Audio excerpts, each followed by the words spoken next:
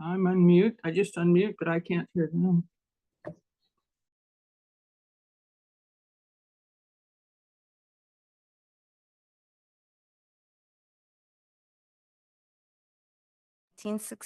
Enshrined into federal law the goal of eliminating racial segregation and ending housing discrimination in the United States.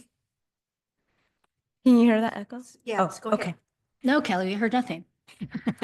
And whereas the Fair Housing Act prohibits discrimination in housing based on race, color, religion, sex, familial status, national origin, and disability, and commits recipients of federal funding to affirmatively further fair housing in their communities. And whereas the City of Tumwater is committed to the mission and intent of Congress to provide fair and equal housing opportunities for all.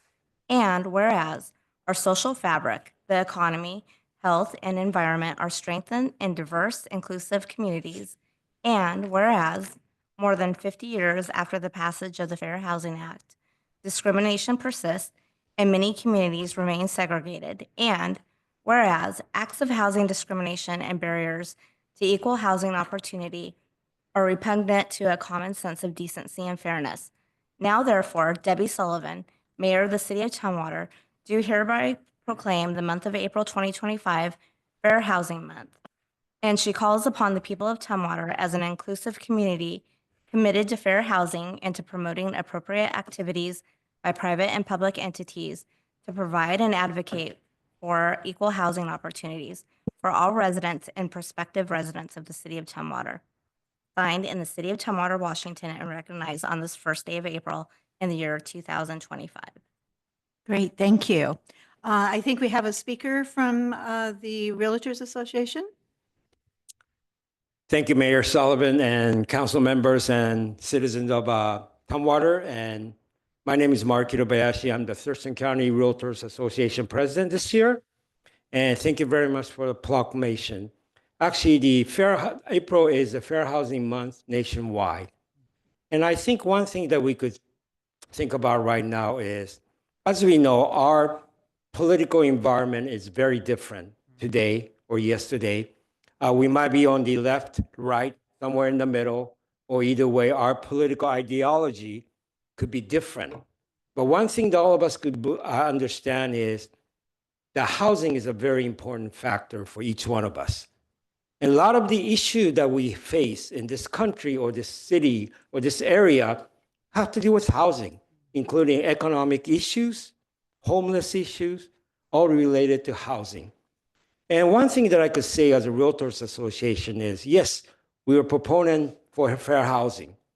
Not just a fair housing, but equal opportunity for everyone to have a roof over their head. That is one of our needs as any human person, to have a food, shelter, and also a clothing. But one thing that I could say as a Realtors Association is, we are not always been proponent of fair housing either. We actually have a dark history. Our 1924 our Code of Ethics basically said the property value was more important than actually giving equal opportunity to all. And we believe that. Through 1968, we as an association actually campaigned against passing fair housing because we thought the property value was more important than fair housing. But that's not how we are today. But one thing that we could say is, as elected officials, as a citizen, and even as a realtor, that we are involved in the housing industry every day, I think we're here that we understand that given an equal opportunity to all to own or have a shelter over their head is important for all of us. And that is a baseline of who we are as an American citizen, as a citizen of Tumwater, and also as a human. So I truly believe that proclaiming that fair housing it's not just this month, but for us, hopefully, together with the city, jurisdiction, and the citizen and everybody else, that fair housing or unfair housing become a history, not a present, not a future. And we could look back somewhere in the near future saying, gee, there was a time that unfair housing was a part of our life. And hopefully, together we can make day by day to make unfair housing history. And thank you very much for the opportunity to speak and also for the proclamation from the city of Tumwater. Thank you very much. Thank you. So here's a proclamation, and I also give out little gifts, a pen, and I see you have 5 other people with you, and I will go ahead and give you extras for them. So thank you so much for coming tonight, and this is a very important topic, so I really appreciate it. Thank you very much. Thank you.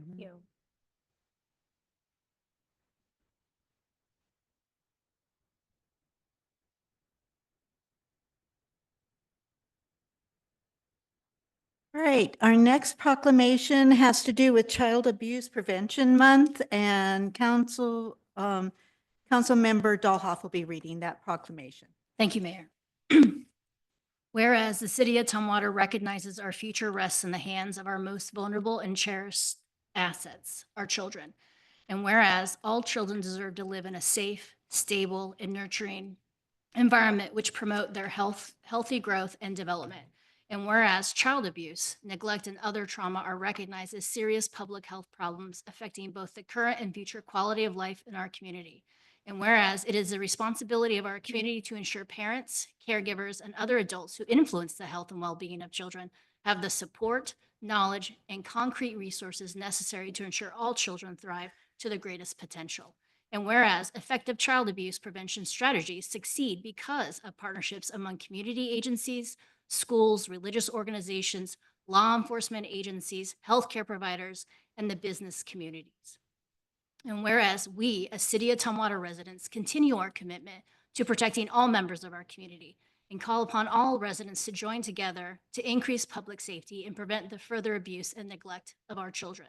Now, therefore, Debbie Sullivan, the mayor of the City of Tumwater, does hereby proclaim the month of April 2025 Child Abuse Prevention Month and urges all Tumwater residents, communities, state agencies, faith groups, medical facilities, elected leaders, medical providers, educators, and businesses to increase their participation in efforts to support families, thereby preventing child abuse and strengthening the community in which we live. Thank you. We have a couple of members, community members that will be receiving, I'll be giving each one of them proclamation. We have Shelley Willis, who is the Director of the Family Education and Support Services, and also Justin DeVore. Did I say that right? I did not. Who's with Community Action Council, which hosts Monarch programs. So I believe, Justin, are you coming first? Thank you, Mayor Sullivan and council members. As Mayor Sullivan said, I'm Justin DeFoo, the Executive Director of the Community Action Council.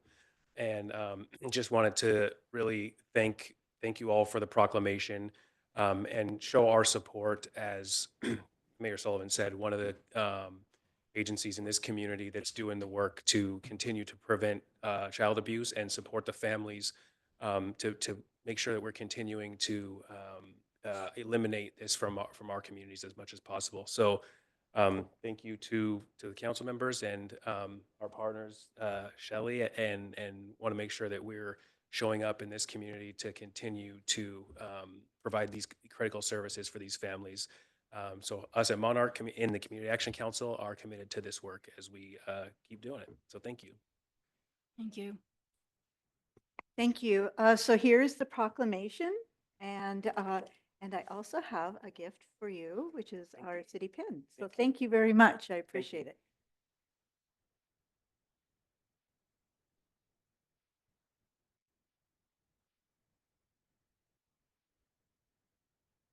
Thank you. We have a few words to say, and I'm going to turn it over to one of our best board members, Jill Severn.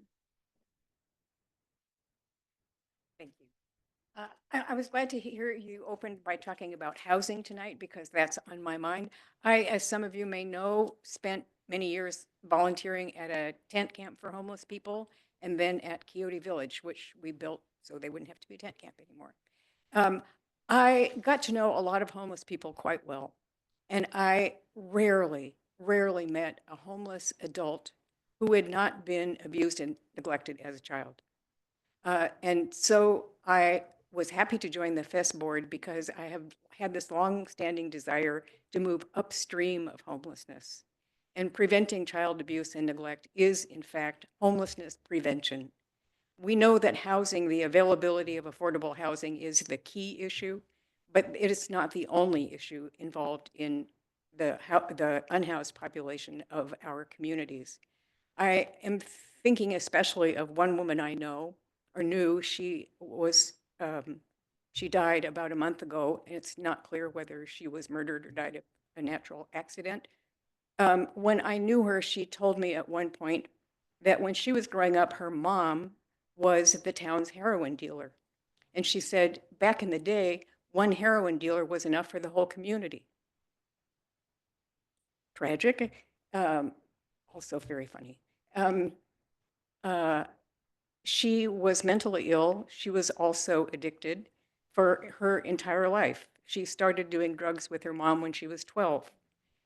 So this is what we can prevent by investing in organizations like FES. This afternoon, I attended a FES class of mothers and their babies in an inpatient treatment facility that was so moving and so marvelous and so effective that I just hope for all those babies in that room whose mothers were getting preventive services, that they will grow up to be housed, happy, and healthy. Thank you.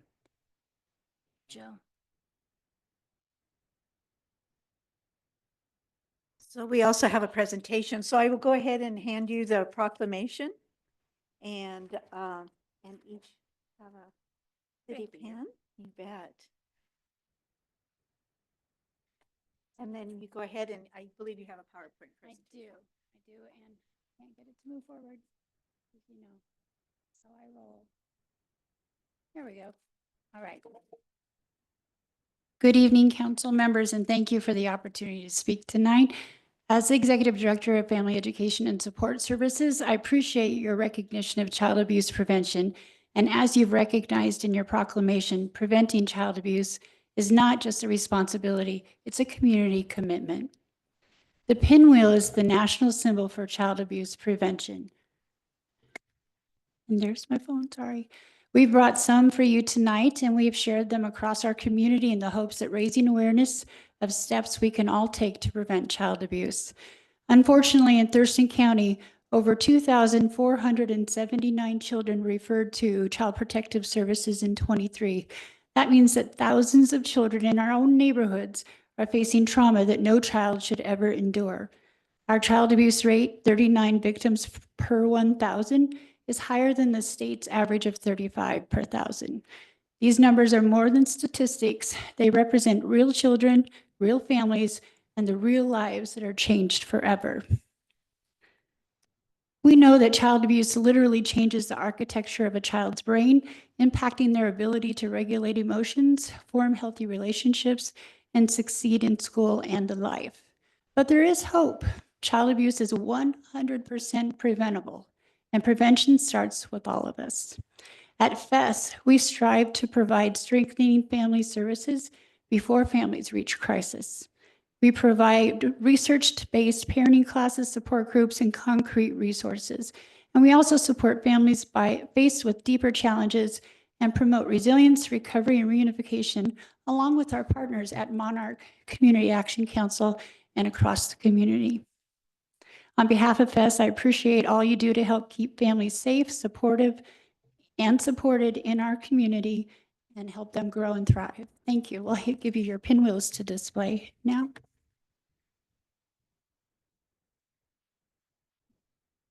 Councilmember Dahlhoff would like to say something. Thank you. As they are passing out the pinwheels, which they do recycle, by the way, just a little environmental tidbit there. Monarch is having their Rise and Shine breakfast on April 16th. So if you haven't registered, it's open, and the mayor and council, thank you so much, have been longtime supporters and staff, longtime supporters of Monarch. So if you have a capacity to go to their April 16th breakfast, please do so. I'm also a big fan of Family Education Support Services, so much so I serve on the board. And they also, their office is in Tumwater.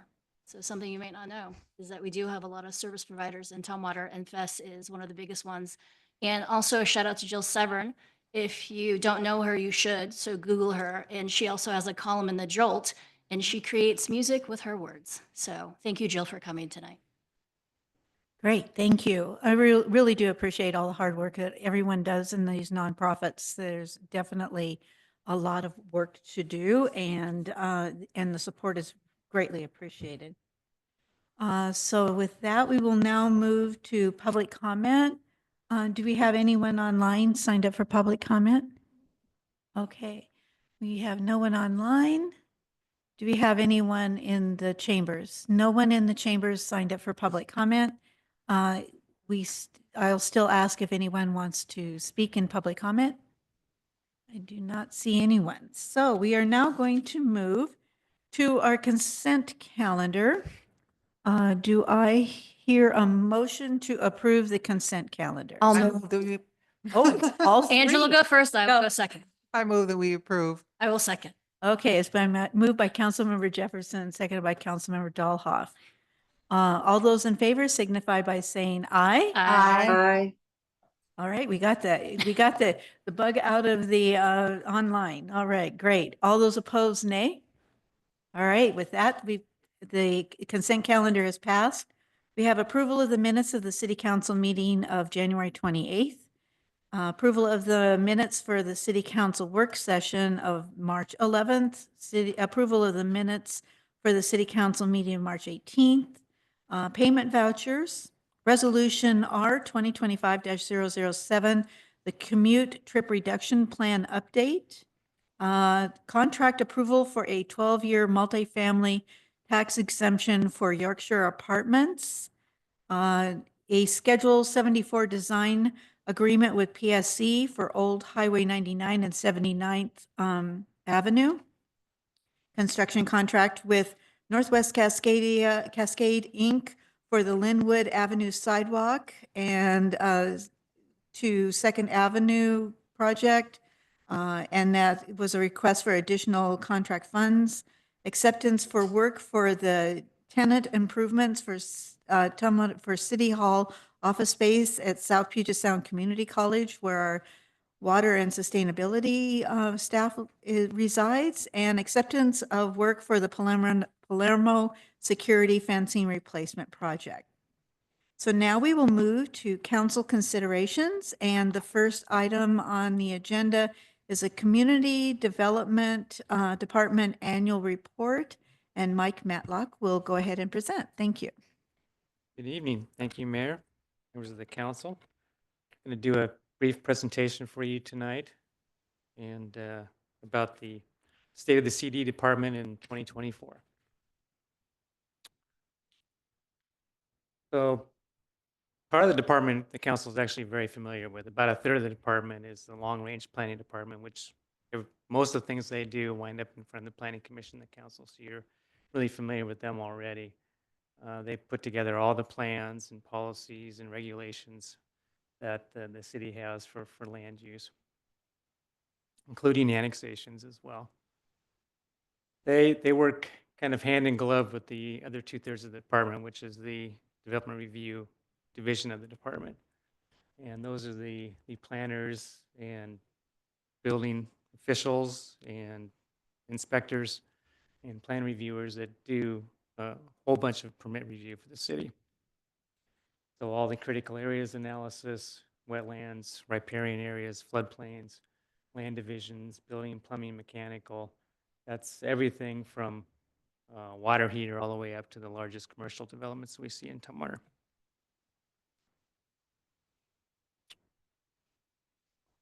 Some of the accomplishments for the last year, and there's a lot more than I can put on here in a reasonable amount of time, but these are some of the larger ones. We helped the city council adopt a significant overhaul of our permitting process. This was in response to new state requirements for permit review and the state's ongoing efforts to try to streamline permit review and thus lower the cost of housing in the state. It's a significant effort. It was pretty much a complete overhaul. Brad headed up that project, and it was significant enough that we almost tossed out what we had before and started over again. We made significant progress in the state's required 10-year comprehensive plan update and development code update for the city. This, as you know, and especially members of the GGC know very, very clearly and intimately, this is a big lift. It's a lot of work. And it's not just in the community development department either, but all of it. It kind of encompasses most of the city. In that plan, we'll accommodate 21,000 people over the next 20 years, 21,000 additional people. And we deal with affordable housing, climate, transportation, climate change, capital facilities needs, and all conservation elements too, such as the wetlands code.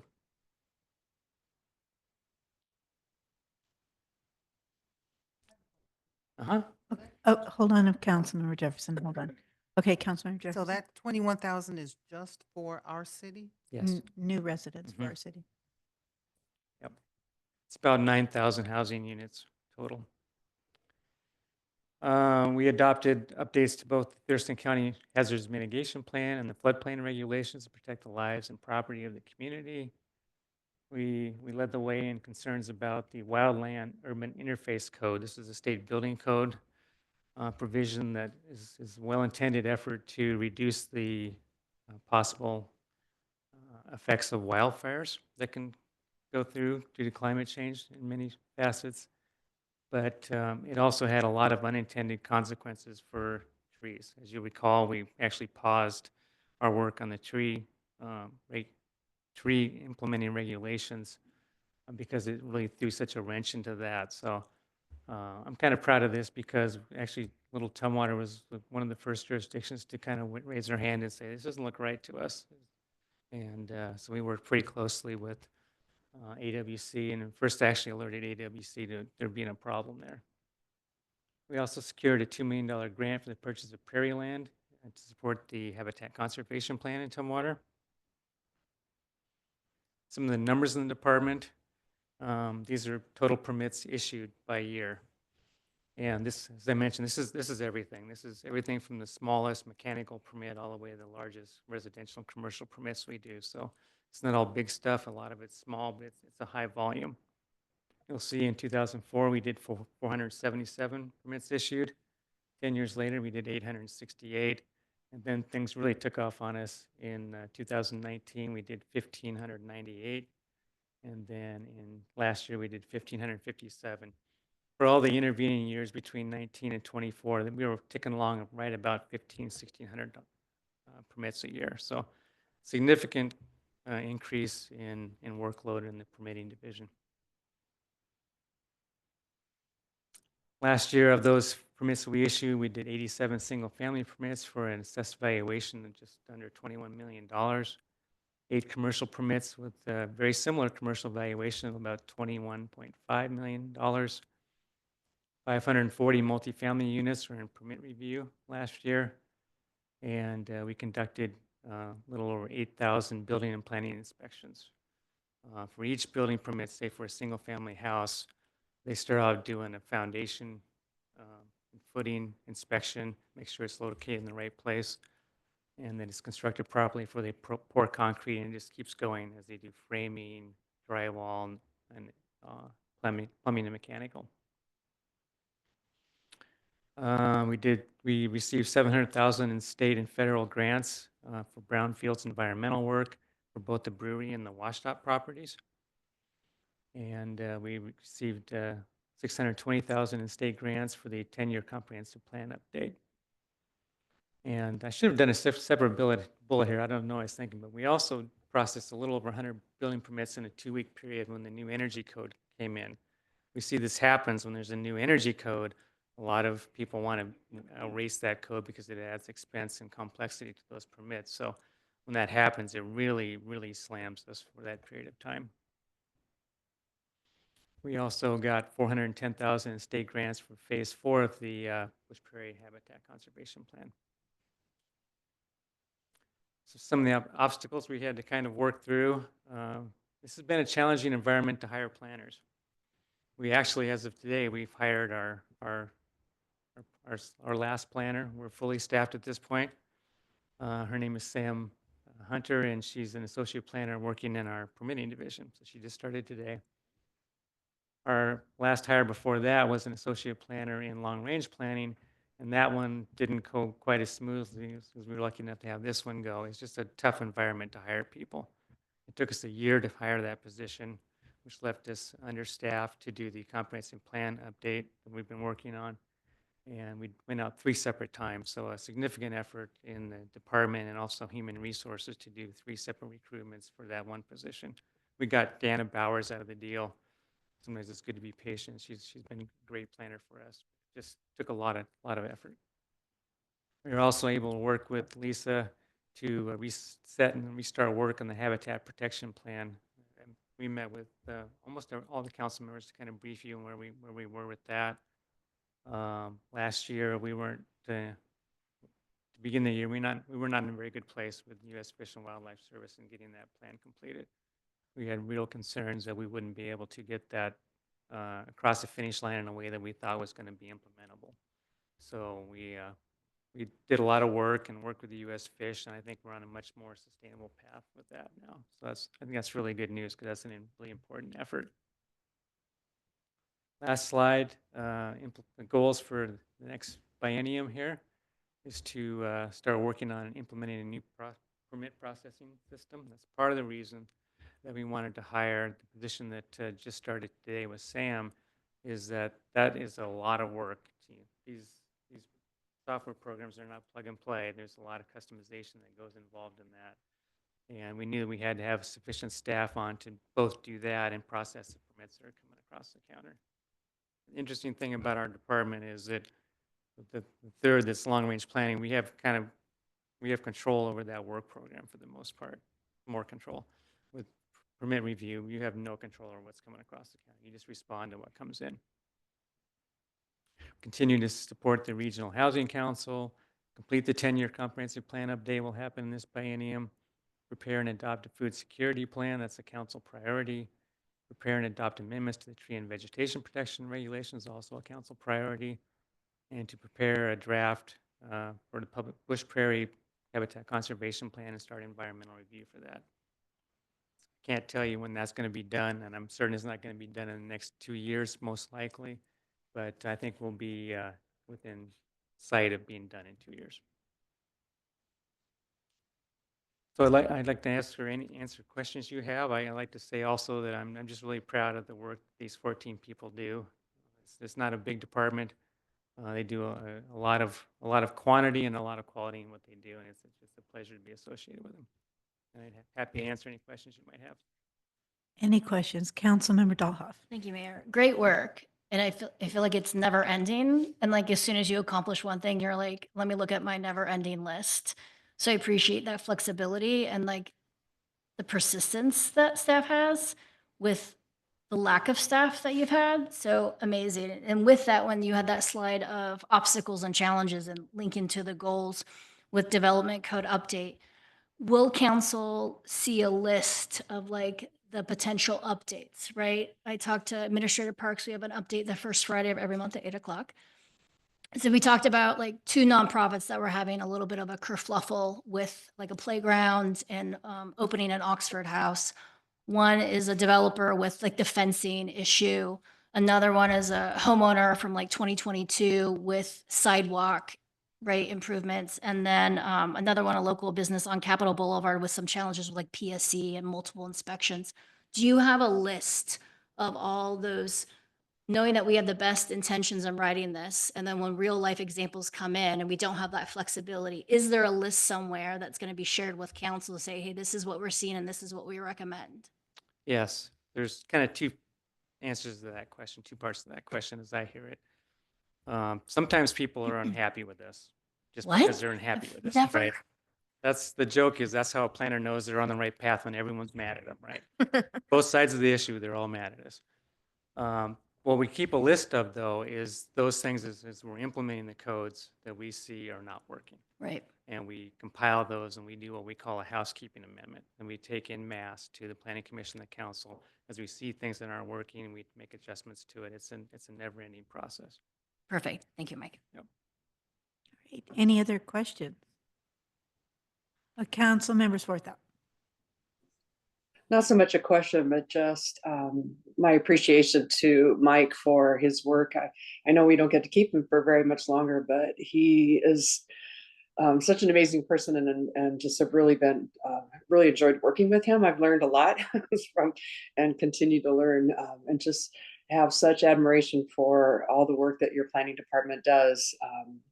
I've started to listen in on some of the development review, and it's just interesting, listening to both sides, like you said, but how competent and how expert our staff are. And I'm just really proud to be part of Tumwater and part of this process. And I think it's all because of you.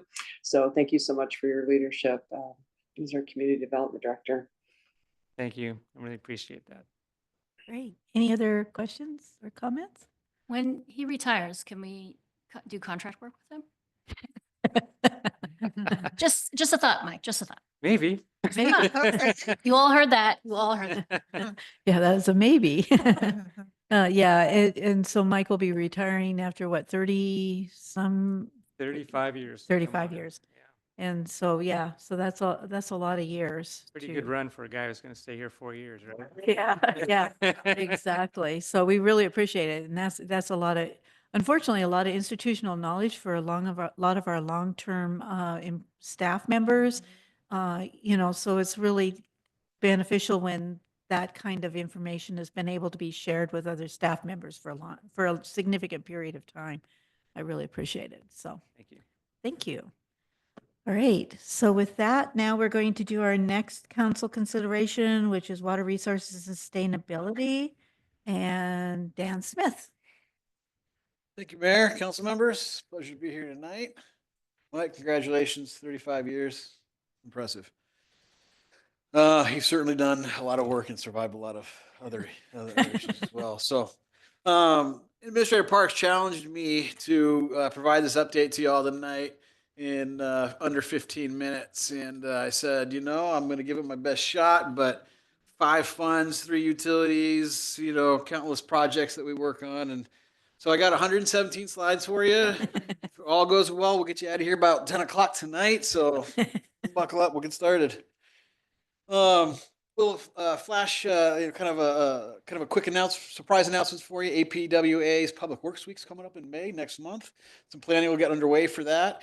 And this year's theme was people, purpose, and presence. And I really just kind of thought that resonated with me again, as they always have really good themes for their Public Works Week, and celebrating all of the work that we folks do in Public Works, and all you folks do, because we're all public servants and we all do this work. And so really people, purpose, and presence is really kind of how I'm focusing kind of tonight's update for everybody, because you see us or you don't, but we affect every aspect of your life every day, one way or another, from drinking water to wastewater, stormwater. A lot of times you don't think about it. Sometimes you see our crews out there when your water goes out, and you call somebody at 2 o'clock in the morning. It's our crews that are out there fixing those wells, making sure those mains are fixed and getting you back into service. So like I said, we have 5 funds, 36 full-time employees. We have an overall balance for the department of about $30 million, and that's just administrative, and has some project costs in there as well. But basically the operations, that's what it costs to run all of these utilities for the city and in the sustainability division. One of our primary tenets is kind of adopted from City Council's goals, is to be a leader in environmental sustainability. In every aspect of things we do. We want to provide quality drinking water, and we do that every day, 24 hours, 7 days a week. There is no rest. Our folks are out there doing it. We produce that water, we pump it out of the ground, we treat it, and we deliver it to our customers. We manage stormwater for our communities. The built world, the natural environment, the human environment, the wild environment. The regulations that cover the work that we do. It spans public health, environmental health, wildlife, fish, endangered species. It really kind of runs the gamut. And so we are constantly adjusting and trying to meet those standards. There's never a year goes by where there isn't something new that we have to meet as an organization. We put together development standards. We work with Mike's crew to help the development community meet stormwater regulations for new development. We have protective regulations and programs through our stormwater work that we do. As I mentioned, with protecting salmonids and other species in riparian areas, which is streamside health, and surface water quality and quantity. We make sure that the roads don't flood, and that the water gets into the streams, and the receiving water is clean and controlled. And last, not last, but we manage wastewater and deliver that water to Lot. Lot does a lot of work to treat, and it's a very intensive and extensive and expensive process for them to do that work. Luckily, we just have to get it there. That's a lot simpler, or it sounds a lot simpler than it really is. The pumps and the miles of pipe that our crews have to manage every day to make sure that that gets down there without spilling over into the creeks or onto our roadways or into our homes is a fairly impressive feat that our crews do every day. And one of the newest, and I say newest, it's been a kind of a technology and a use that we've been looking at and using for the last about 10 years, particularly at our golf courses, using reclaimed water for irrigation. That's helping stretch our drinking water supplies in an environment where new drinking water isn't going to be found. There is no such thing as new water, and so we're trying to stretch our supplies as far as we can, as best as we can, utilizing that reclaimed water and looking for new and more uses on a regular basis. And then education. Every aspect, every utility that we work with has some level of outreach to the community to make sure that folks understand and see what we do on a regular basis, understand what it takes to make sure that we can deliver our services, our quality services to everybody on a regular basis, to how the homeowner and the business owner can help us protect our drinking water, protect our surface waters, and conserve, making sure that it is there for future generations. And that's kind of like the last thing we really look at is we're looking to that future in our sustainability division. Both operationally and beyond. So we look inside at ourselves. How are our programs working? How are our operations working? How is our government, meeting the needs of our community? And can we do that better? Can we do that in a sustainable way and addressing things like climate change? And we've kind of adopted a motto for our sustainability division. When people ask you, what does sustainability mean? What does it mean to you? And so, we've kind of adopted this statement from the United Nations Brundtland Commission from 1997. Says, well, it's meeting the needs of the present without compromising the ability of future generations to meet their own needs. So that really kind of just talks about, there's lots of things we can do today. We can, meet the needs of our community. We also got to look to the forward and make sure that those resources and those abilities of the future generations are going to meet theirs.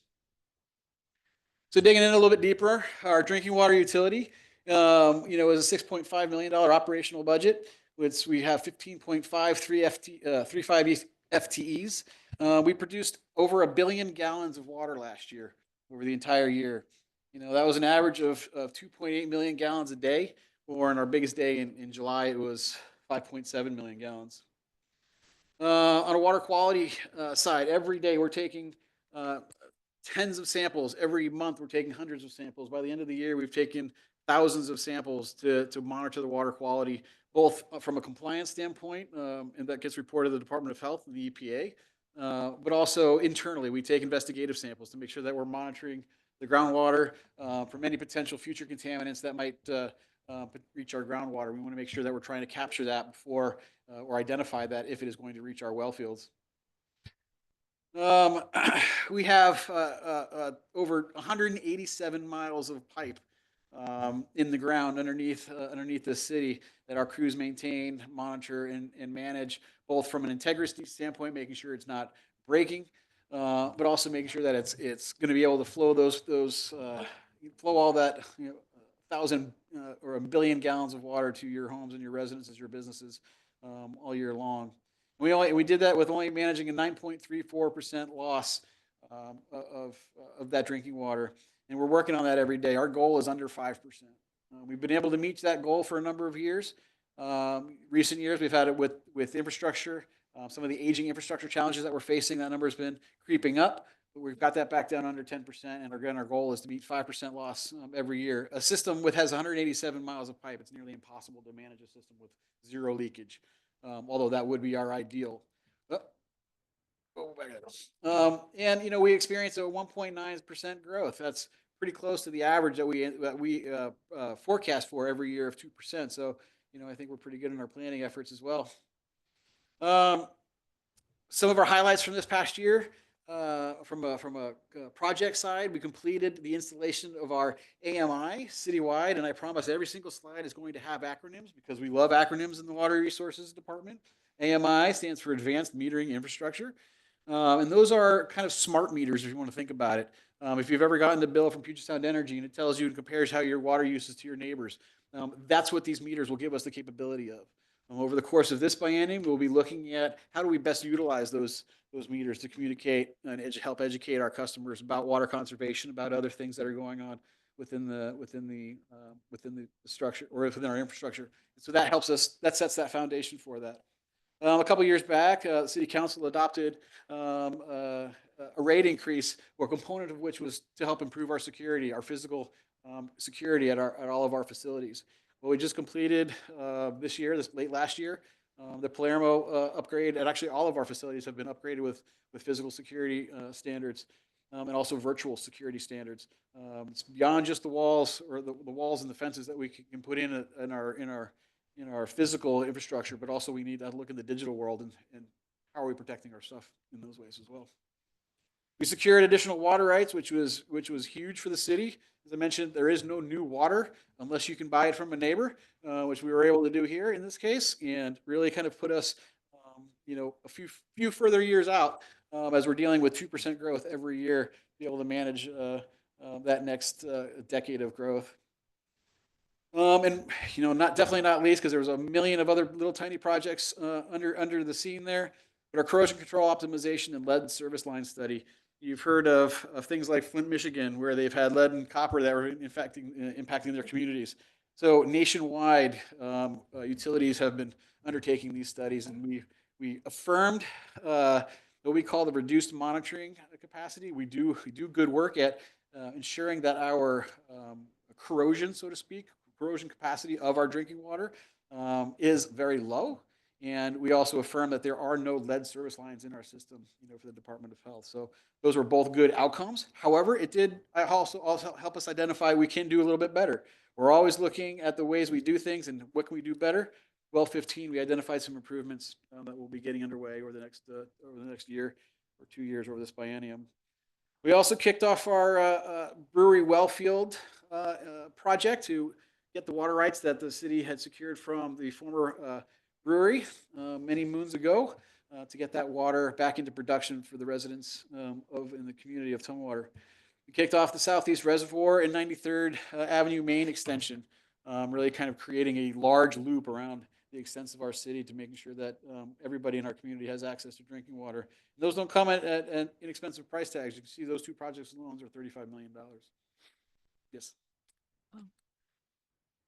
Councilmember Doha. Thank you, Mayor. Dan, is it okay to ask a question now? Absolutely. Okay. So when we talk about 2% growth, is that encompassing all water usage? So residential, commercial? So the 2% growth is really just reflecting on the number of new customers that we have. Okay. So it's not Doesn't matter the necessarily- size, Right. what, Because what we see in our, if we're looking at the metric of how much water is our community using, that can vary from year to year depending on how wet a summer might be or dry a summer might be. So that's a harder variable to really kind of look at growth. So we really look at kind of the new connections that we pull in every year. council's been getting the emails ebb and flow about landowner in Tumwater, that's the largest landowner, and prospective businesses coming to Tumwater and water usage versus residential uses and development. Can you remind us, I know you used to have like a table and show and forecasts and sizes. Could you just remind us, and maybe anyone who is watching this or will watch this, like the process for if businesses are coming in, the use, and how do you factor if Tumwater can handle that capacity? The easiest way to describe that is we have a duty to serve as a city. We have a certain amount of water that the city has available to meet the needs of our community, regardless of what those needs are, whether it's irrigation, whether it's commercial need, an industrial need, a residential need. It doesn't really matter, and we don't choose. We can't choose by law. So the state requires us to serve any new customers that come in and ask for our water. So we take a very simple approach. We look at the amount of water we have available to us through our water availability process. And, we look at an equivalent residential unit. And that says, okay, on an average basis, how much water does a resident use? And then from there, you can scale up or down based on the amount of water a prospective development that's coming in gets to use or is requesting to use. And so, basically, and we get them every year, requests for availability for water and sewer that come into the city. We evaluate, what that use is, and we determine, do we have water available to meet that need? And whether we have water available to meet that need, whether we have, so there's a three-part test for that. One, do we have the water available? Do we have it available to that development in the time that they need it? Many cases will have development requests come in, both residential, commercial, and industrial. That might be 6 miles away from where the existing water main might be. Well, we're not going to be able to meet their need at that time. And so that's when we would deny water availability, or we would work with them to figure something out in the meantime. And then the third test is illegal. So as long as it's legal, as long as it passes, Mike's zoning and his permit, review folks, and that is a legal land use to be able to go in, we have a duty to serve that development. And that's the 3-part test. That's the water availability. As long as we have water to be able to serve those needs, we have to serve those needs. One question that's been coming up is regarding if Tumwater has evaluated potential prospective use and said we do have the capacity, but then saying we're looking for new water, people are not understanding that connection. Why, if we have the water, why would you be looking for new water? Sure. We look 30 years out. So every, now 10 years, we used to do it every 6 years, but we forecast, we run, our prospective demands or our forecasted demands on the system based on zoning, based on full build out potential of that zoning as it currently exists in the undeveloped lands. We say, okay, there is a potential for X amount of new users to come online. How much water are those users going to need? Well, if you figure it all at residential development, you get one number. We try and plug in worst case scenarios. And so we're looking at contingency programs, figuring, okay, what if our largest source goes out? What if we have a 1 million gallon a day user, a new user come on? What if we have 2 million gallon or 1 million gallon a day users come online? What does that do to our future forecast, our future supply? So those are the kind of analysis that we do in that future long range forecast to determine how do we need to position ourselves so that way 10 years from now, we are in a better place to serve those needs than we are today. And so, we have a water right portfolio. That full water right portfolio isn't fully exhausted. We still have room to grow into that. And that's what we are working for. Stuff like the Southeast Reservoir and 93rd Avenue, Maine, you see up there. That is a way to serve future development, provide looping for water quality issue in a reservoir system to make sure that we have enough water for fire flow and other needs so that it's not just coming out of a pipe on a regular basis. It's actually there for the community when they need it. Thank you, Dan. Okay. And the last big piece, when we just talked about water and how do we extend water conservation, how do we extend our water supplies when we know we're going to be limited into the future when we look at water conservation. Our most recent kind of analysis said we could probably get 20% out of our existing water supplies to expand our existing water portfolio by 20% or add an additional 20% ERUs, if you would like to look at it that way, by just doing water conservation alone. And so, we're in the process of hiring a new water resource specialist whose primary job is going to be looking at ways to save water, both operationally for the city, looking at school districts, looking at irrigation areas, looking at anywhere water is used, how can we save water, make a major overhaul of our program. So something to look forward to with that as well. Okay, storm and surface water. How am I doing? About an hour in so far? All right. Storm and surface water, it's kind of one of those mysteries. Every time, we send out rate increases and somebody gets their stormwater bill or their utility bill and they see stormwater on it. One of the questions we always seem to get first part of the year is, well, I don't have any stormwater in my property. Why do I have to pay a stormwater bill? And one of our easiest answers is like, well, you drive from your house to the store, you drive from your house to somewhere else. Did you run through any floods or anything? No? Okay. Well, then we're doing a good job. So you're welcome. But it's more than that. We make sure that all of that water that hits the ground is running off of our streets because every time you harden the surface, it runs into the creeks faster.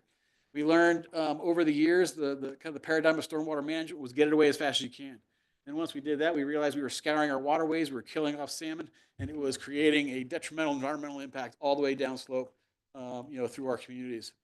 And so I can't tell you how many regulations there are around management of stormwater quality, all worthy. And folks like, again, Mike's crew, our operations crew, our fire department, believe it or not, everybody has a role in managing stormwater, in the city of Tumwater. And this year, I think, is one of the first year in many years that we have had full compliance with our NPDES permit in managing our stormwater system. It doesn't sound like a big deal when you go, hey, we're just managing stormwater. You put it in the ponds and, you clean it up and you're doing good, right? No. As Mike can attest, there are regulations for new development that they have to build stormwater facilities in a certain way. They have to build their developments in a certain way to make sure that the runoff is being protected. our fire department and our police department, first responders to accident scenes and the spills that come out of our vehicles.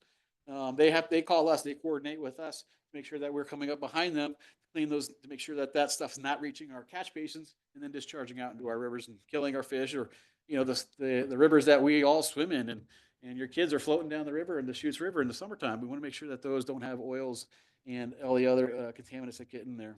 Our parks department, our golf department, everybody has responsibilities. Everybody has stormwater on site. The city has to manage its own stormwater, just like we require any other commercial development having to manage their stormwater out there in our community. So, this year, with facility maintenance, the hundreds of thousands of inspections it seems like we do citywide, not only the Water Resources Group, but the other groups as well. Everybody came together. Our stormwater folks have been working with fire and parks and golf and facilities to make sure that they understand, what their roles are, how they can help. And so, with all of that coordination, it was a really kind of a proud moment for us in our stormwater team to say, hey, wow, we brought this together. It took 5-6 years, but we brought this together. We did it. And this is the first year we can say, that 100% compliance, we're doing a good job out there. So, serious kudos to all of our departments, particularly our stormwater folks who've been out there educating and creating these collaborations. Dragging some folks, sometimes kicking and screaming, but we've done it, and everybody's come together. And I think the nice thing is that everybody sees that value. They might have come kind of kicking and screaming in the beginning, but they say, oh, it makes sense to us now. We get it. We kicked off an ambient water quality program. Not necessarily a requirement for us, but we don't know, again, that test and evaluate, how are we doing? We don't know necessarily how we're doing if we're not testing this receiving water to determine, hey, we put in a bunch of best management practices, they call them, upstream, up gradient from, this receiving water. Well, what's that done? Have we seen any improvements? Have we seen less sediment or nutrient, phosphorus, getting into our nitrogens, getting into our surface waters? Are we helping protect riparian health? Are we protecting fish? Are we protecting our surface waters so that our people can fish in these waters or swim in these waters when this time comes? So that's a big piece. And that's also a really kind of cool piece with our internship and education program. One of the highlights for our 25-26 goals is kicking off these programs that can also help engage students to learn about environmental health and what does it take out there to monitor and measure this. And so that ambient water quality program really gave us a good way to help expand our staff capacity, because these things aren't easy to run. You have to have folks out there on a regular basis, collecting samples in the water. And again, I remind you, 36 employees, 30 of them which are in the field doing them, 6 of which are out there, on the admin side, running these projects and taking these samples and working with the labs to get the results in. We kicked off our One Water e-newsletter this year, quarterly. Hopefully you might have seen a copy of that already. We reached out during a survey 2 or 3 years ago to the community and says, hey, what would you like more from your utilities? And they said to us, we want to know more about what you're doing. And so we have our One Water e-newsletter. It's on our website. Take a look at it, sign up for it. We're really trying to highlight people, projects, and the things that we do and how utilities operate. We didn't do any corrosion control optimization or lead line service study on our stormwater side, but there's as promised, the NPDS is the National Pollutant Discharge Elimination System municipal permit for Western Washington. You can now see why we provide an acronym, on that one.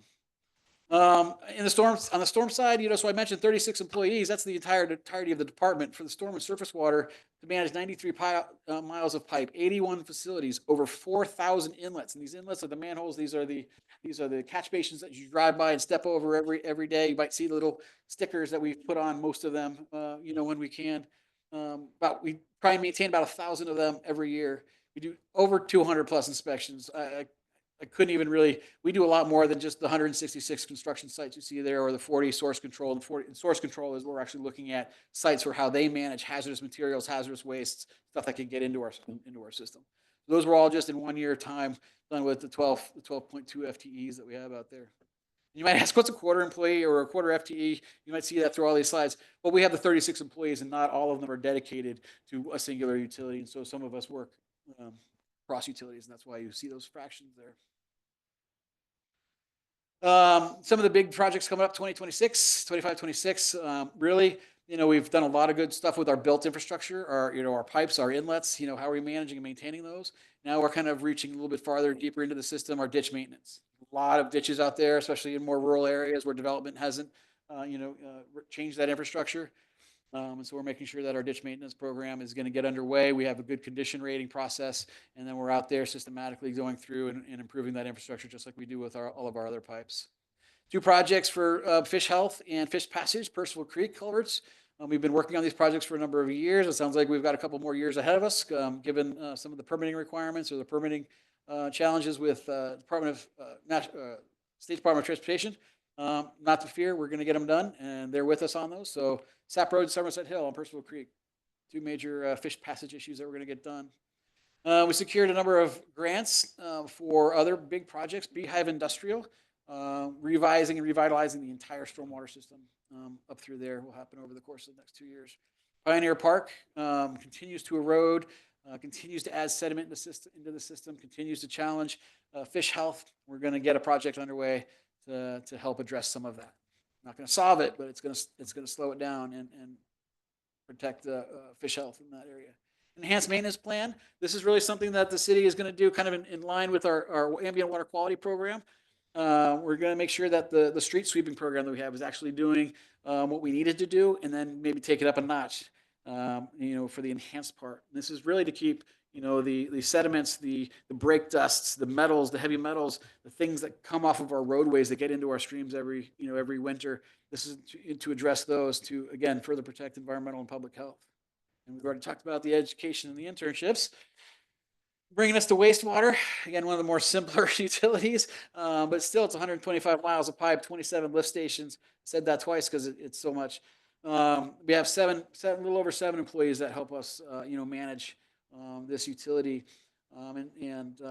Thankfully to the council's action late last year in the budget, we're going to have a couple more to bring into 2025. That's going to help us actually do a lot more of the asset management that we really need to do. We've done a really great job with the 7 folks that we've got identifying problems. Now we need folks to get out there and help us fix those problems. So thank you for that help as well. But primarily this job is we pump it. You send it to us. We pump it down to lot, and we want to make sure that infrastructure stays intact, that the pumps continue to work, that we get it conveyed down there intact in that pipe. Part of something that we finished up in 24 is using new technology called Smart Lid. This is helping us keep that wastewater in the pipes, or if it's going to have a problem, it's going to letting us know in advance versus, hey, Tumwater, you got some stuff going on over there. You might want to go check it. Now, at that point, in our minds, that's too late. We want to make sure that we find those those sensitive remote areas, that utilizing those systems to help us get early detection. And just to date, the data has told us we've avoided, I think, about 5 or 6 overflows that we would have had previously before deploying this technology. So it's been a success to date, and we're actually in the next 25, 26 biennium looking to deploy about 20 more of those lids, out there into the infrastructure. Help us there. We've created some incentives to help support new and low moderate housing projects. Costs for the development continues to go up. That doesn't make affordable housing any easier. And so we've looked at some ways that we might be able to help support that on incentives for connection fees. And we have a kind of a project, a pilot project that we're working on. And as you can see over the 25-26 goal with the Belcomen MHP, there's your mobile home park for the conversion demo project. We're getting that done this coming year, which is going to be fantastic, but it's been a couple of years, and they are high density septic systems that has a real potential to risk our groundwater, to create risks for our groundwater. So we want to look at, we've looked at financial incentives. Now it's about development of a program and bringing that forward to council for implementation. Councilmember Dollhoff has a question. Dan, as you know, I serve on lot because Dan gives me prep work for the lot meeting. One thing that lot is looking at is more epidemiology studies, right? Looking at factors and doing more preventative stuff where we can tailor services. Is Tumwater open to like those type of ideas of like sampling points? Absolutely. With SAMPS, there is sensitivities around the data that we collect there because you need to make sure that it's discrete and right. Because it is discharges. So we want to make sure that that's protected, but we would absolutely be willing to work with lot on a program that makes sense. The other thing is lot for one of its schools is looking at expanding laboratory capacity and analytical methods that it runs. Would that be a benefit to Tumwater for sampling, like sending samples to lot versus shipping them? the samples that we collect now for our ambient safe stormwater monitoring program are different than the analytes that lot would need to run. And so it would probably create some they wouldn't necessarily need to go there, and would it create opportunities for us? I'm not necessarily sure, because it's so, some of the samples that we would run, they're so inexpensively done, by laboratories, that it makes more sense just to have it done. Are you testing for all, like, a certain number of PFASs, say? We don't know. We wouldn't test for that on a regular basis. We have tested our drinking water, our groundwater for those analytes, but we wouldn't test that necessarily in our drinking water or our stormwater. It's really about an ambient program, looking at kind of background conditions and how that's supportive of both environmental and public health. Fecal coliforms per se, for instance, Right. like sampling for those are, very, inexpensive tests that laboratories can run, and they can run them, in mass. Another element of that piece. So where do we look for partnerships and do that kind of work? That's where the school comes from, or can come into. And these environmental analytics that they can run. Many schools in our area, or colleges, say SPSCC, St. Martin's, Evergreen, have programs where they are teaching students how to run these systems. And so we could be utilizing those types of programs where it would make more sense versus a highly regulated environment, which lot works in. I asked that question about 6 months ago when I was down there for a meeting with those guys. I was like, hey, will this work? And the alignment really just wasn't there. Okay, thanks, Dan. Okay, so yeah, also this coming up this year, looking to do some sewer code amendments to help with support the conversion of failing systems. More of just kind of like a housekeeping element. Getting into some of the neighborhoods, we're seeing an increase of flushables, getting back into our system. There was a good period of time where we saw that reduce, but not everything that says flushable is flushable. Basically, if you didn't eat it first, or you didn't buy it to help you get it out of your system, then it doesn't need to be in the toilets. So please don't flush stuff down there. It clogs up our pumps. It creates a really nasty, ugly mess for our guys and gals, and I really appreciate the work that they do, that I don't have to see that. So. And the last thing that, everybody in the sewer crew wanted me to highlight, the EV, the electric vehicle camera van deployment. And I said, guys, we're not done yet. That's a this year thing. Let's save on to that one for next year, but I'll give you a little preview. We have a 100% electric vehicle van that is being used to deploy a sewer camera, so that we can go out there when we want to evaluate the system integrity. These systems, these pipes run for 200 feet underground. You need to be able to visualize and see what they look like. This is a 100% electric vehicle, meets our needs. It's going to meet the needs of tomorrow. So they're really excited about that, and we're excited. If anybody's going to the Green Business Forum, which I'll get to next with our sustainability folks, that van will be highlighted there. Folks at that. Speaking of sustainability, I think I got to this one and started getting tired of words. So Thurston Climate Mitigation Plan, really kind of the focus is the implementation of some major plans that have been adopted by the city. The Thurston Climate Mitigation Plan, the Urban Forestry Management Plan, sustainability staff oversee the tree board, and they work with the green team. And as you know, the green team is our operational introspection. We look at how do we operate as a city, and, through all of our departments. Can we do it better with a lens towards sustainable operations in climate change and reducing our impacts into the future. Some of the highlights over the last year. I wanted, since I had expressed everything in millions in FTEs, you also get to see our sustainability impact on the general fund. It's a 0.08 million, and so that's really $80,000. Not a huge budget, but we know we do the best we can, with a little bit. But we do have some additional monies that are also funded through all the utilities, and so we're looking at pipe or pump efficiencies in the water utility. We do have some additional funding that's supportive in there. And that's only about 0.2 FTEs on the general fund. And so I got Alyssa's right arm to help us, manage some of these projects. And I don't really have any easy metrics because it's literally in everything that we do, as far as how we operate and what are we looking for. And the primary metrics that we look at are reducing our organization's impact on climate change, as identified through this TCMP there. Over the last year, we secured over $1.5 million in grant funding to help support installation of EV charging stations here at City Hall. The library lighting replacement, changed out every single fixture. I forgot the number; it was in the hundreds in the library with LED lighting. And we've kicked off kind of an urban forestry program, which I just today had 5 interviews for our urban forester, and so looking forward to bringing somebody new on board to help support that program.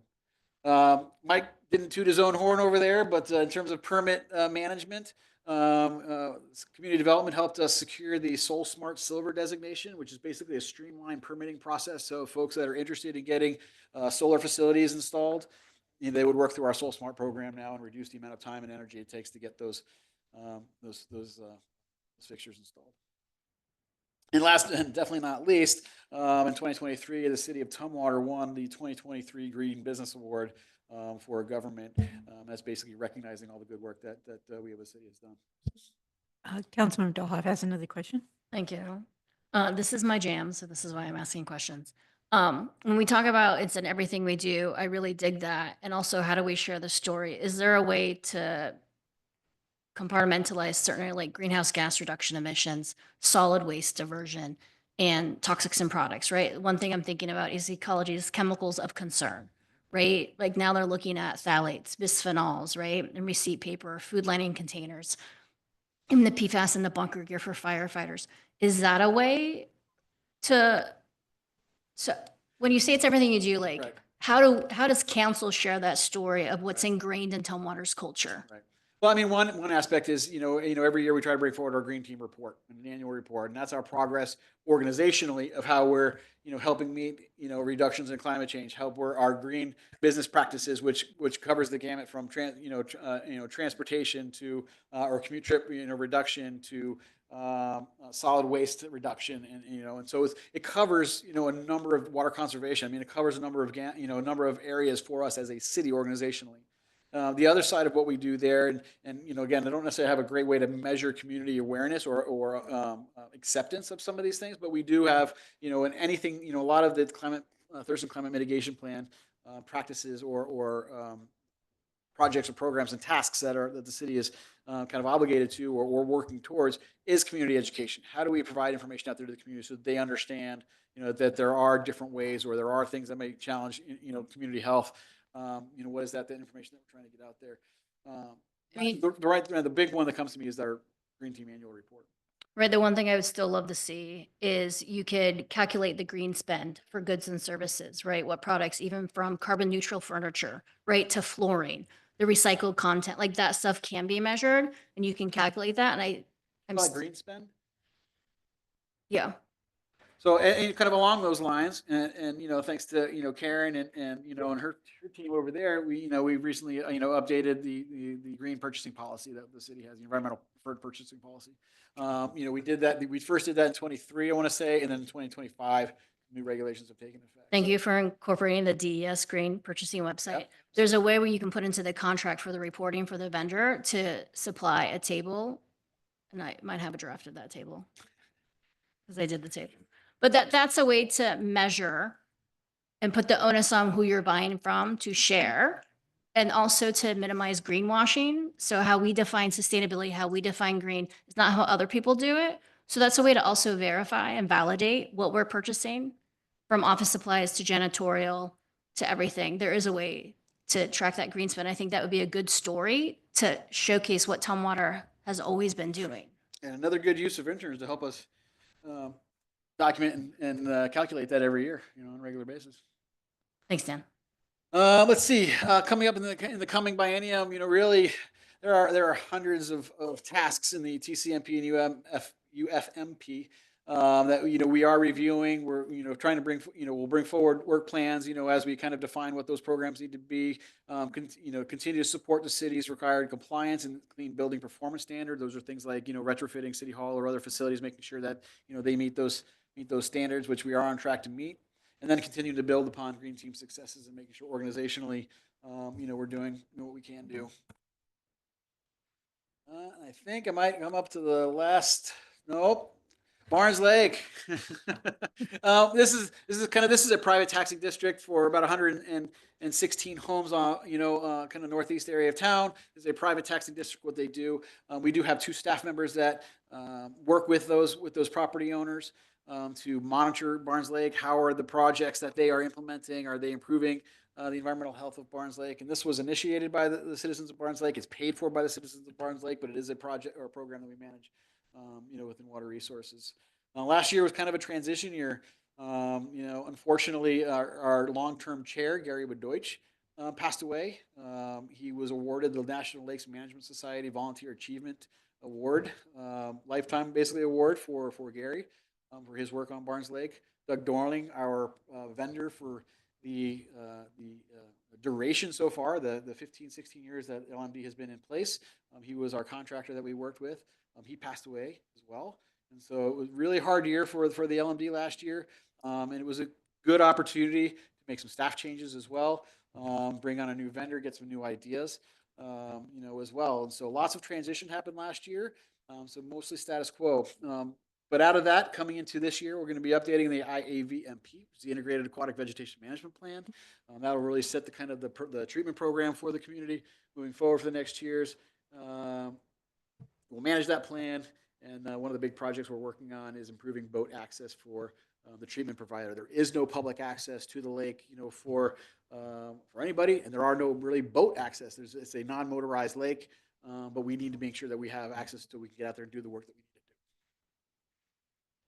And then some other 2024 notables that didn't really fit neatly into one of the other boxes. Workforce development. Thank you, Council, for recognizing the need and supporting the budget request. To really look forward into our succession planning, and our reliability and redundancy. As mentioned, the city has grown. We grow at a 2% rate every year, and we haven't kept up, with the level of staff to really functionally, manage that into the future. And so over the course of this biennium, we'll bring on 11 new FTEs to support the water, sewer, stormwater utilities. Just as kind of a reference point, we talk about metrics for probably the last, since I've been tracking it since 2018, we've been operating in the bottom 25% of utilities in terms of number of staff for the work that we do. So, I always used to hold that as a sign of pride that we're lean and mean and we get things done and we operate well, but that starts to slip once, the regulations continue to decrease, the city continues to grow, the infrastructure continues to increase in number. So we needed to be able to keep up with that. So again, thank you for recognizing, that need as well with us. We're, creating some depth at the bench, what I call it, allowing some people to be able to take vacations, because if we have an electrician that can't take a vacation, because can't leave the system for more than a week without being out there to manage it, this gives us that depth. It gives us some other additional subject matter expertise. So it allows us to be successful as we go into the future. And there are other examples throughout our utilities that are like that. This workforce development came at an opportune time for me personally. Next week, I'm going to be a panel moderator at the CWP, Center for National or Watershed Protection, on workforce development. I was asked to do that just last week, so honored to be able to go do that. Admin offices opened at SPSCC. You heard on the consent calendar tonight that we put the final touches on that project, and really all of the work was done back in 2024. So we can claim that for 2024, and our team moved in back in May 20th, almost a full year ago now, to our new offices over there at SPSCC. We have a 5-year term lease on that, about 3.5 remaining. Depending on how things work out, we may be there for another additional 5 years after that, which really kind of helped reduce some of the parking demand here, open up some office space for some other folks, here, and it gave us some really critical access to Percival Creek students, again, monitoring programs, internships, really kind of help create that connection to the mission, that we do, and I think that's important for looking at support into the future. And I kind of glossed over education. So part of what Administrator Parks asked us to do is talk about the stuff we do every day. And part of it is education. You hear stories about Stream Team. That is probably one of the most notable programs I think that we operate organizationally for Tumwater and the other jurisdictions. That does a lot of good work that really could be highlighted as a program of the government. More often than not, the government programs are looked at as ineffective, inefficient. Dream Team is one of those programs that I can't tell you how many people think it's run by a nonprofit, but is really the organizations, the City of Tumwater, and the leadership that we provide out there to make that program successful. And other ones like Green Congress through the Thurston Conservation District in partnership there, they bring thousands of students together every year in the 4th grade to instill that passion around environmental science. So hopefully those kids can grow up and get their hands dirty and their feet wet and do this work and carry it on. I think that's the last slide. There you go. Great, thank you. Not 15 minutes, I know. I'm sorry, I couldn't do it. I tried. All right, any question?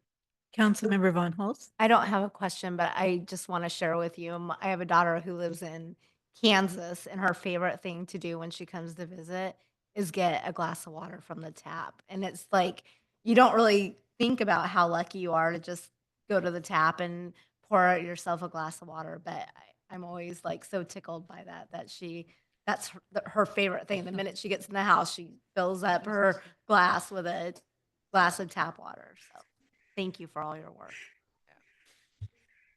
Councilmember Dahl. Oh, there you go. Could we get a copy of those slides? Because there's no way I'm going to remember all of that. 100%, yep. Thank you so much.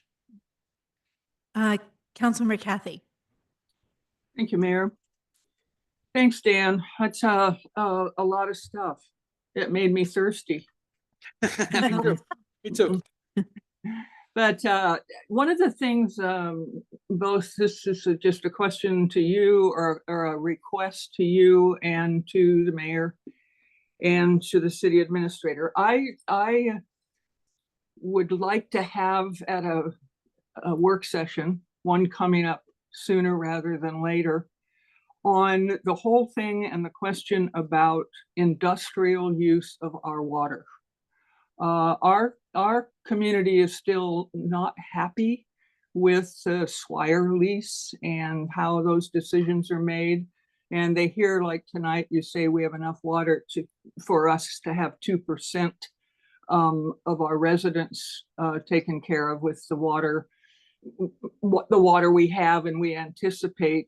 But what about some big thing like that? And this whole deal of a 75-year lease and all that has not gone away.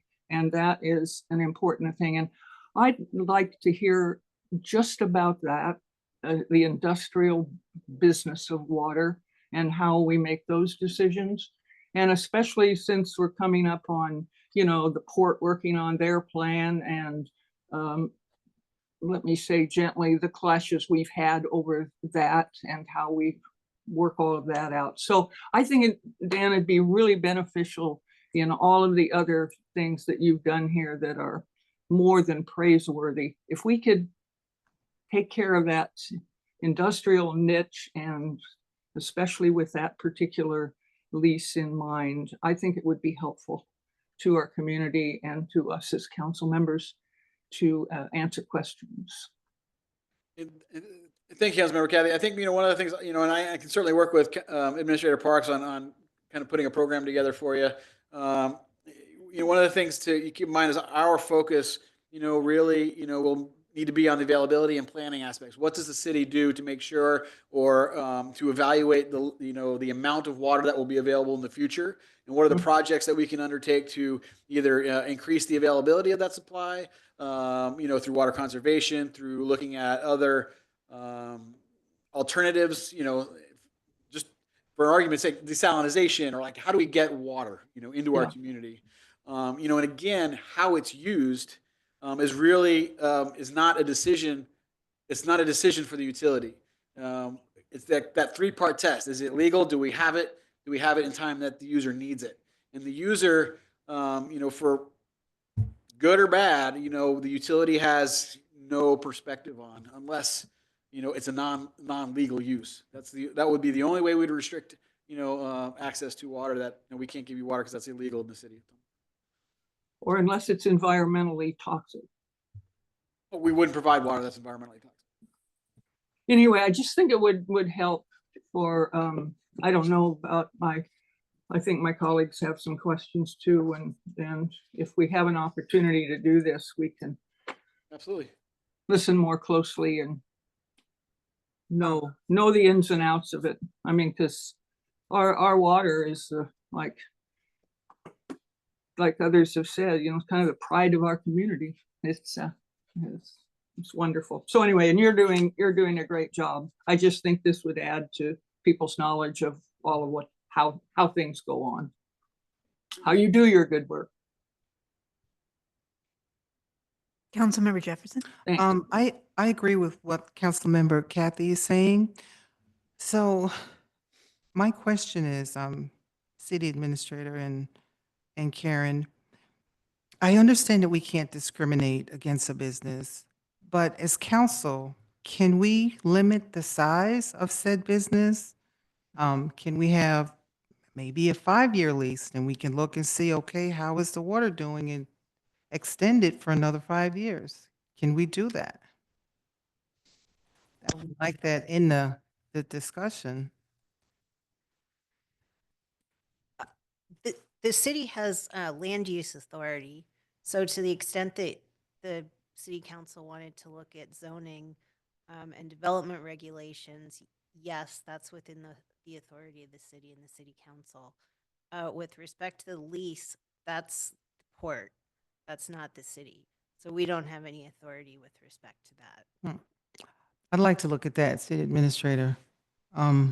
Mayor, if we can just look at the size. I think I'd like to have that conversation. We can have that discussion, but again, this is a lease and we do not have any say in who the lease is to. Right. Understood, but for example, we're trying to maintain our trees and keep our older trees. I look at that the same way as, limiting the size of big industrial complex that can gobble up a lot of water in the city. Let's have that discussion. We can certainly have a conversation like that. And what I would say is the comprehensive plan that we have in place is the overarching venue for having that conversation, because we're required by GMA, Growth Management Act, to ensure that we're providing all manner of land uses and all manner of available growth and development that's projected for our community. That's basically the population that's allocated to us. And so the comprehensive plan is where we start that conversation about what are the land uses that we want and need in our community. We are required to provide for all types of land uses within the urban growth area. And so what is the balance in terms of what do you need for those 21,000 new people that are going to be moving here in the next 20 years? And, for example, we were just talking in a management team meeting, there's a 5-acre development that's potentially coming to us that's going to have 50 housing units on 5 acres, single family housing units on 5 acres. That's 10 units per acre in single family. That's 2,900 square foot lot sizes. And the balance there is we're creating the housing that we are obligated to provide. That's handed to us in terms of a number. But at the same time, it's going to be difficult to preserve a lot of trees on that 5 acres and still be able to fit that. So it's a constant balancing act in terms of understanding how we both provide for the new growth that we are expecting and that we're obligated to provide for, and maintain all of the great things that make our community awesome in terms of trees or parks and those types of things. Understood. But we are a smaller city, and like we said, the water is limited, so understood completely. Yeah. Thank you. And I understand these things too when I ask us to have more discussion on it. But the reason that we need to have more discussion is that we as a council don't know these things. Now, we would not know that houses were going on 5 acres and trees were coming down. Lisa, unless you'd mentioned that tonight.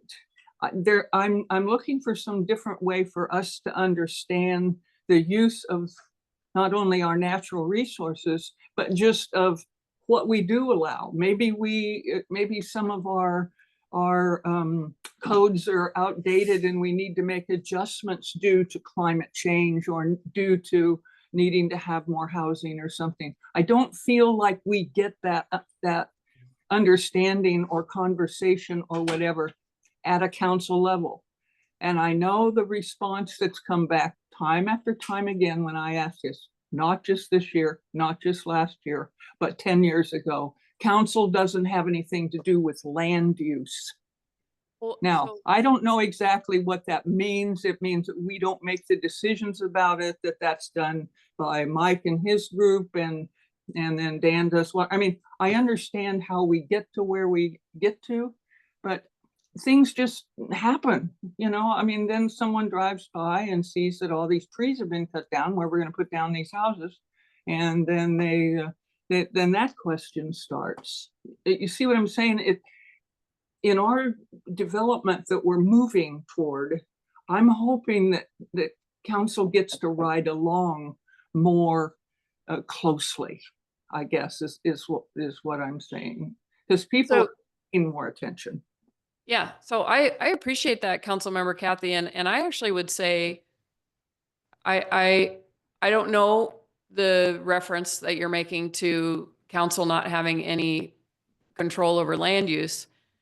Council controls land use by virtue of the development of the comprehensive plan and the development regulations that come that implement the comprehensive plan, and those are legislative actions. And if what you're referring to is individual development permits, those are required to comply with the policies that the council adopts and the rules that the council puts into place. And once that happens, once those policies and rules are in place, when a project comes in and complies with those things, we, the city, are not allowed to pick and choose which people can do that or not. If they comply with the code and they comply with the environmental review, then in that quasi-judicial sense, then we are obligated to issue a permit. So there's two factors there. But fundamentally, the city council as the legislative body adopts the comprehensive plan, which establishes all the policies for how growth and development is going to happen. And you also adopt all of the development regulations that are then implemented at the staff level in an administrative or quasi-judicial function. So I believe the council has an absolute authority over the policies and the rules that govern how land is developed in the city of Tumwater. And at the same time, Karen will tell you and laws will tell you that once you establish those policies and laws, if a developer is complying with those policies and laws, you can't not approve that permit, if that makes sense. Oh, yeah, it makes sense. Yeah. And this kind of conversation, rather than take up more time tonight, this is the kind of thing where I'd like to do this in a work session, because we had such a good work session last time when we talked about nuts and bolts and nitty gritty. I'd just like to do this, if you don't mind. I don't mean you have to take up the whole work session, but it could be part of one where we can just ask our questions or throw a snit or whatever we want to do. Absolutely. Okay. Absolutely. Thanks. Councilmember Dahlhoff had a question, then I'll go to Councilmember Swarthout. Thanks, Mayor. The one thing I was thinking about with this topic is, Administrator Parks, you're working on scheduling a retreat. Could this be a discussion? And I dig your answer, right? And that reminder to all of us. And I also understand what Councilmember Jefferson and Kathy are saying. The most recent example is finding out about a prospective developer for a prospective property in the Olympian and not being informed.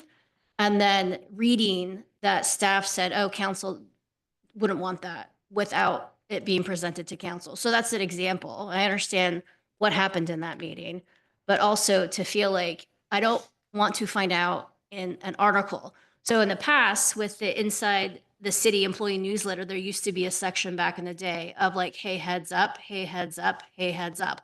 Like, what's the retail going in the trading place, right?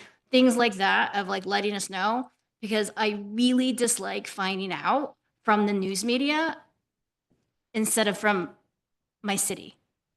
And so I understand all of that, but I don't want to keep having that happen. And I'm confused how the executive branch of government can speak for the legislative branch of government in a development review committee saying council wouldn't want that when it hasn't come to council. So those are some concerns, which I think that retreat could be a good refresher, reminders on how we're going to move forward together. Councilmember Swarthout.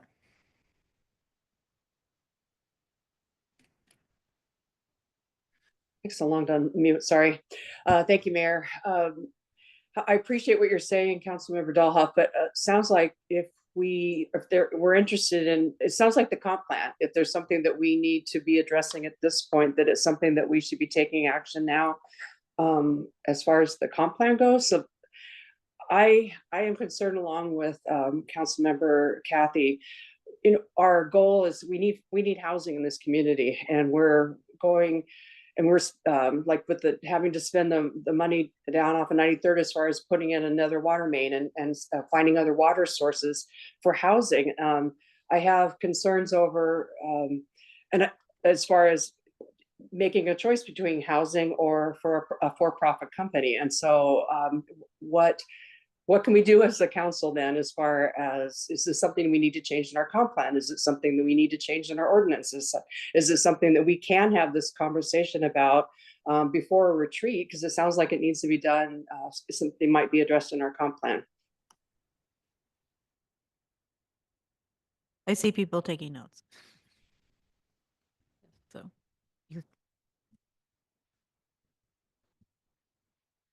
hold on a second. Councilmember Dahlhoff. Thank you. Eileen, I had heard that Administrator Parks was looking for a retreat like this spring, like sooner rather than later. So that would still be before the comprehensive elements were due in December. So, yeah, there are several different retreats that are being proposed as part of the strategic planning process. And the goal is to ensure that the focus areas that the council prioritizes work for us in that strategic plan are directly tied to and guided by the comprehensive plan, for sure. The General Government Committee gets regular updates on the comprehensive plan elements. That is the period and the place, very specifically, that these types of concerns should be raised in terms of what type of land use is desired or necessary, that type of thing. And then that's been an ongoing process. We have the rest of this year that will be going on. And I believe actually the updated adoption schedule for comp plan update is at early next year, if I'm not mistaken.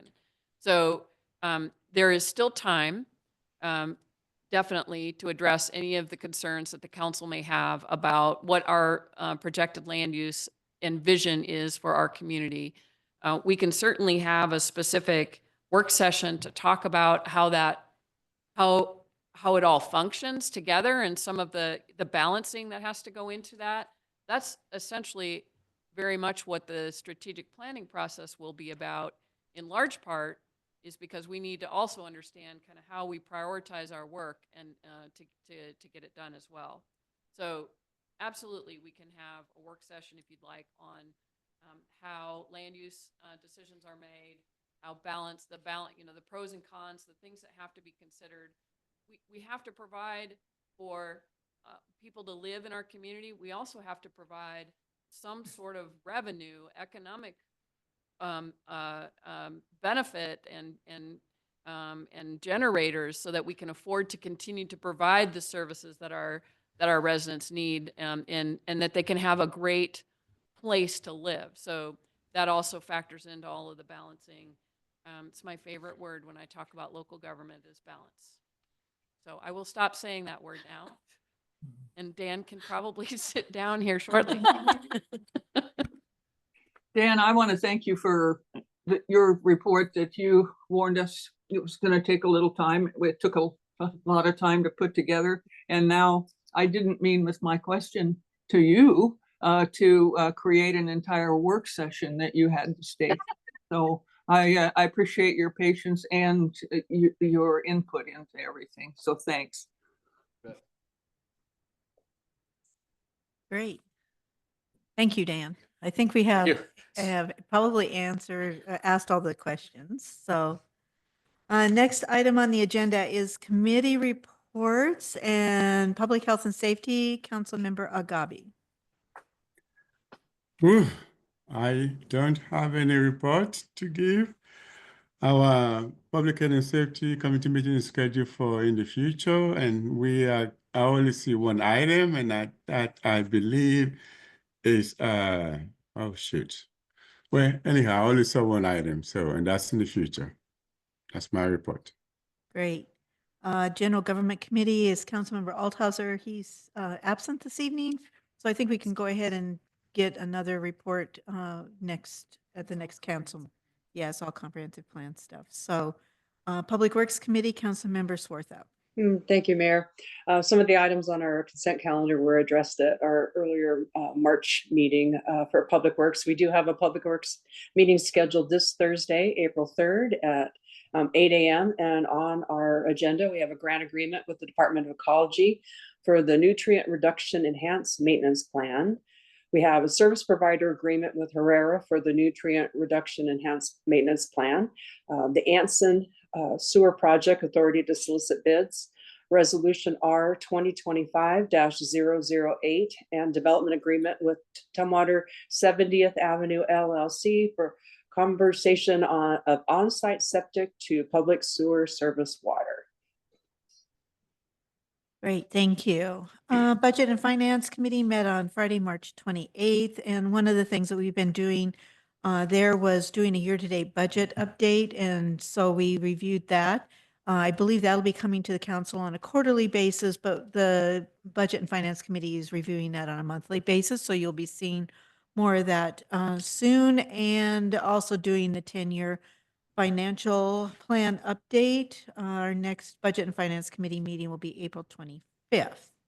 So with that, we will move to the Mayor City Administrator report and City Administrator Parks. Thank you, Mayor. I will be brief. Just a reminder that the Transportation Online Open House is running through tomorrow, so April 2nd. If you go to our website, you click on the Community Development Department, and underneath the Tumwater Comp Plan and the 2025 Comp Plan Update, you can see the information there and have access directly to that online open house. Just a reminder, the vote on the Transportation Benefit District is 3 weeks from today on April 22nd.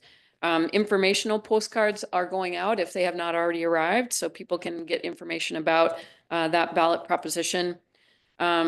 You should be prepared for delays on Linwood Avenue from Susitna to 2nd Avenue through April 5th between the hours of 7 a.m. and 8 p.m. They are beginning to pave finally. So there will be flaggers that will be helping people through that area. And a reminder that Tumwater Police Department is actually partnering with Tumwater Hopes for a community prescription drop-off event on April 26th, Saturday, from 10 a.m. to noon here at City Hall. That's a focused event, but that drop box is actually available in the police lobby 24/7 every day for people to utilize as well. So last thing, just as a heads up, many of you responded to a request from Brittany about a joint meeting with the Port of Olympia. That has been confirmed for Tuesday, April 29th at 5:30 p.m. At a location in Tumwater yet to be determined. But we wanted to make sure that you had that on your calendars. It is the 5th Tuesday of April, so that was chosen to prevent any conflicts from with other council meetings. So with that, I am happy to answer any questions. You just stole our Tuesday off. That's conflict. Well, we can blame it on the port. Oh, okay. I'll add that to my list. Actually, I'm really looking forward to that. I really appreciate working with Alex Smith. I think she's a fantastic executive director, and I think it's a great opportunity. I know the port's been doing a lot of work in Newmarket Industrial Campus, and they are interested in hearing and understanding what the concerns and the issues are for the city of Tumwater. So very happy that they extended that invitation, and very glad that we've been able to find a date and that it's coming up very soon. Any questions? Great. All right, so for my report, I attended the EDC conference and one of the EDC meeting, one of the very important things that I was able to meet the brand new director, Joe Nguyen from Department of Commerce, the new director. So it was very interesting to hear from him. Having been a previous employee of the Department of Commerce, I was very interested in hearing where his goals and philosophies are. And so it looks like there'll may be some adjustments and changes in the Department of Commerce. So also we discussed, and whenever you start discussing legislative issues at a meeting, they're kind of like out of date by the time I get to report on them. So we discussed legislative issues and also the funding, some of the funding issues that we had. They had the Alliance Northwest Conference in Tacoma, and that was a really good attendance. There was over 1,000 attendees to that, and this helps businesses. They had 31 speakers, 150 exhibitors, 18 breakout sessions, and it represented 296 federal and 213 state and 105 other participants. So it was a huge turnout and it was in Tacoma.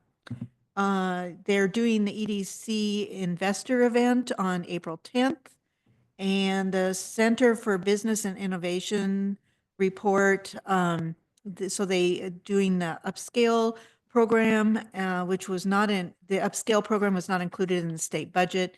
But again, the state budget and everything is not passed, so, you know, it could have changed since then. So that's my report from the EDC meeting.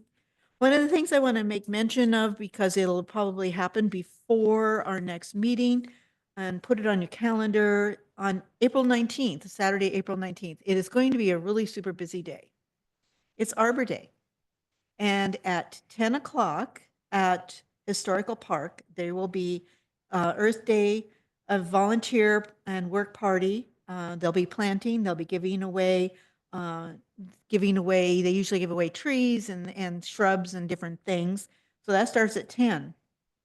At 11, so I'll be rushing from one to the next, is our 28th annual Easter Egg Dash at 11 o'clock at Tumwater High School over by the football field. So April 19th is going to be a very busy day and with a lot of stuff. And it's interesting because Parks and Rec staff do all this, so they're going to be excessively busy that day, and I can't, yeah, they'll be very busy. So I want to make sure that everyone knows about those two events on that day. So with that, I will go to council reports, and why don't I start in Zoom?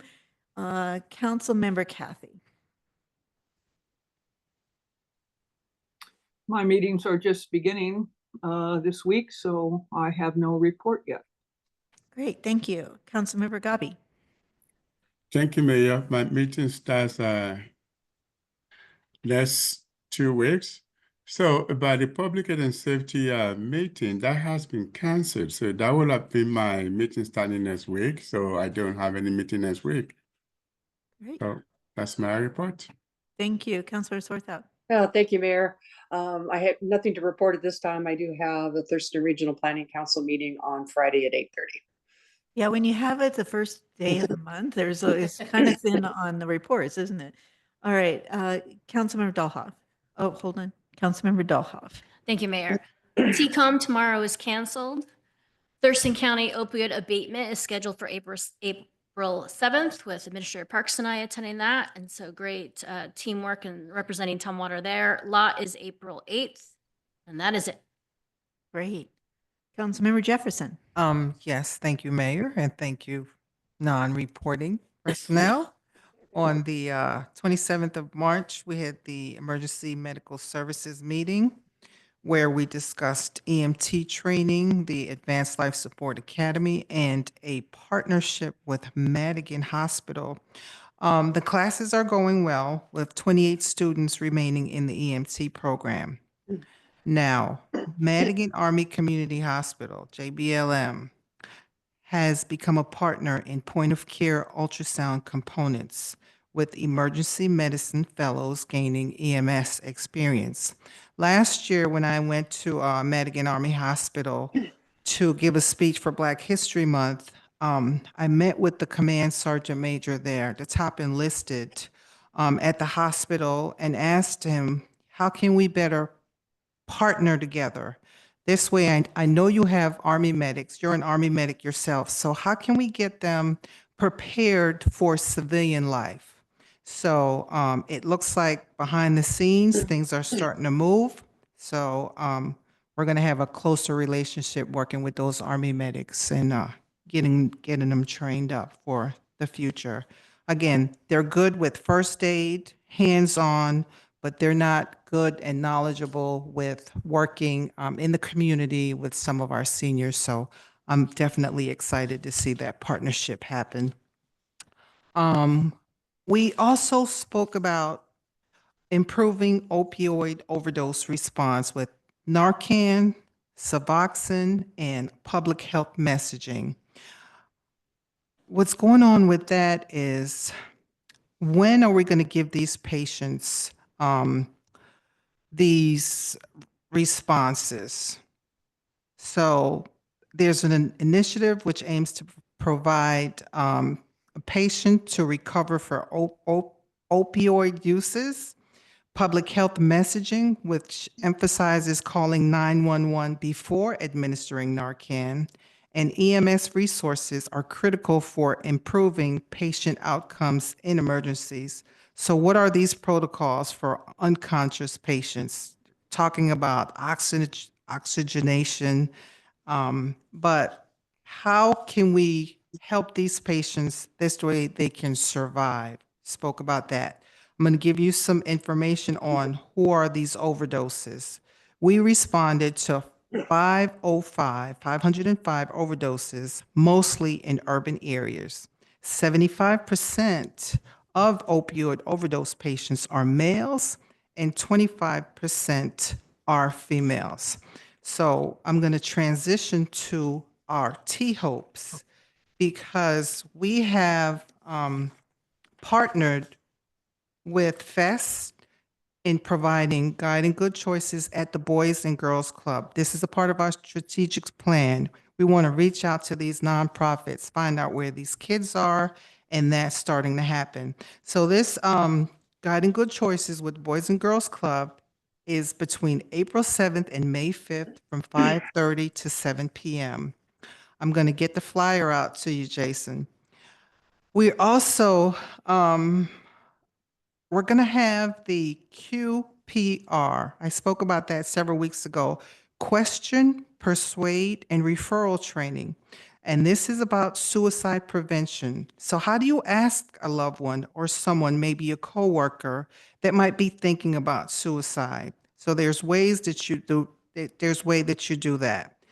So you are welcome to come to the training.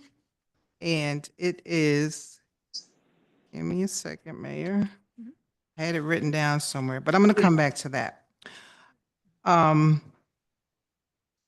We also have a training called Hidden in Plain Sight, and this is on May 14th. The location is confirmed, and it's going to be at our main fire station here.